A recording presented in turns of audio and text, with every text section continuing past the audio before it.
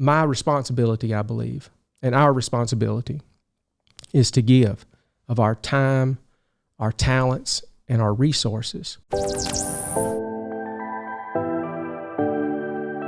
Thank you for tuning in. Appreciate you watching.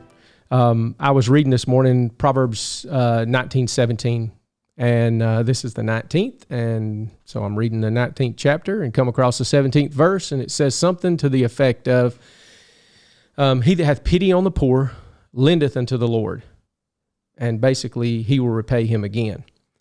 And it got me thinking about a friend of mine from times past named Billy. Self-proclaimed the Bilster is what he calls himself a lot of times. Anyway, I was probably 29 or 30 years old. We just started Sign Master. It was really starting to roll. We had moved out into a building, and it just so happens that Billy had a construction company that was headquartered out of the building right next door to ours. Like middle wall, we shared a duplex type thing. And the first time I met this guy, he's uncomfortably happy or energetic, like uncomfortably energetic.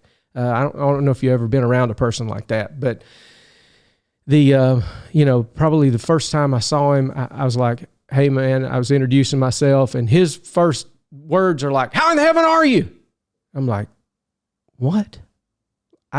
Number one, I've heard of many people say, how in the hell are you?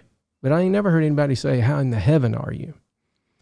Now, that kind of struck me weird. I was old enough, I wasn't a rookie. I guess now I think I was a rookie, but at the time I already had a cynical bone because I'd been around a bunch of different people in college and stuff, and they say one way and they act another way. And you have to kind of, filter through that and eat the meat and spit out the bones, so to speak.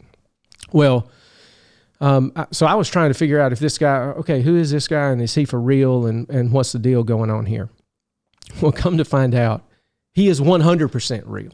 Like, this guy lived Christianity in front of me, and I was seeing him every day. He was in the office next door. He made it a point to get involved with what we were doing, and we were printing and doing things for his company. So we were having a lot of interaction, and I figured out real quick that Christianity wasn't just something that you do on Sunday.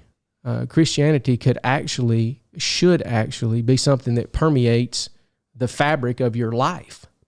And at that time in my life, I was spiritually broken.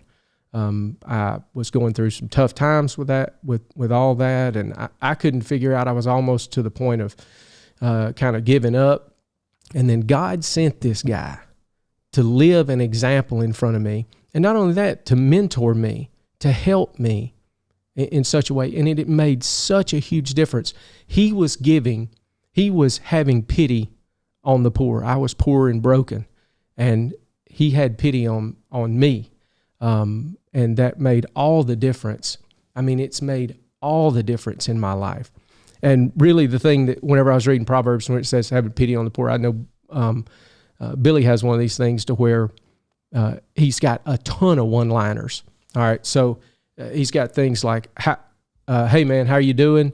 And he's like, if I was any better, I'd have to be twins. So, I mean, that's just the kind of one-liners he was spitting out constantly, just this energetic personality. And one of the things he would always say when we would give something to, like we would print something and give it to a ministry or a church or a person or that was needy or whatever, he would always say, you can't outgive God. You can't outgive God. And that came to mind. It's weird how that rang in my head this morning. I just almost audibly hear him saying that when I read that. But that made me think about giving and what our responsibilities are, and how people have given to me, and how I want to pay it forward, and how that's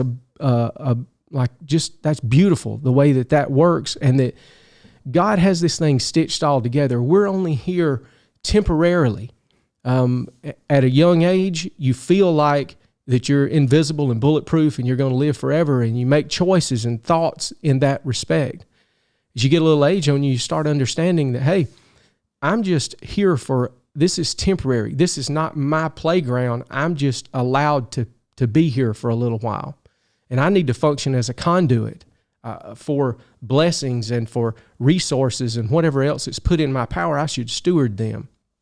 So all that said, Billy would come into my life in a time where I was poor and needy, and I want to pay it forward. So my responsibility, I believe, and our responsibility is to give of our time, our talents, and our resources. Give of those things and pay them forward. Because when we give, it opens the doors to miracles. Keep pressing toward the mark.